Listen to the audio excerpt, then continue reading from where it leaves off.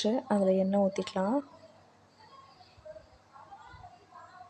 எண்ணெய் காஞ்சதும் கடுகு உளுத்தம் பருப்பு போட்டு பொரிய விட்டுடலாம்.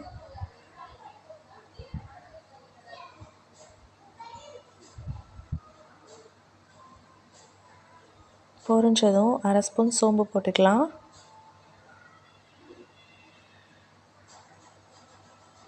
வெங்காயம்,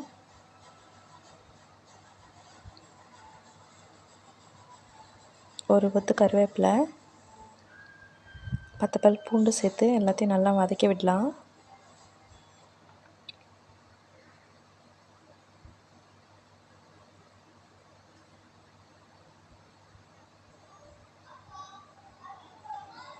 இந்த ஸ்டேஜில் இஞ்சி பூண்டு ஒரு ஸ்பூன் போட்டு நல்லா பச்சை வாசனை போகிற அளவுக்கு வதக்கி விடுங்க.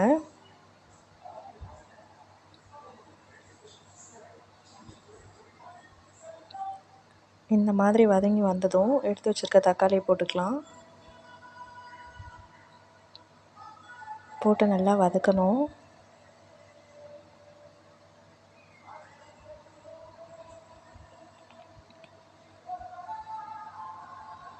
இதில் கொஞ்சமாக மஞ்சள் பொடி சேர்த்து வதக்குங்க.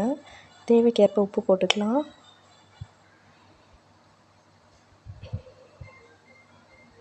ஒன்றரை ஸ்பூன் அளவுக்கு மிளகாத்தூள் போட்டிருக்கேன். கொஞ்சமாக தண்ணி ஊற்றி கிளறி விடுங்க.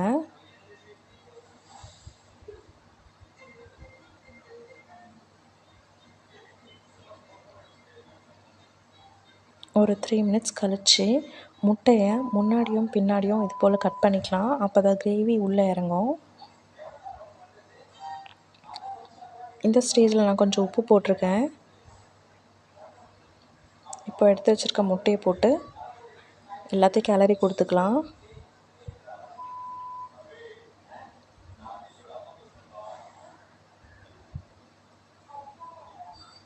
இப்போது எடுத்து வச்சுருக்க மிளகுத்தூள் போட்டுக்கலாம். போட்டு நல்லா கிளறுங்க. இப்போது ஆல்மோஸ்ட் ரெடி ஆயிடுச்சு. கொத்தமல்லி தூவி இறக்கிக்கலாம்.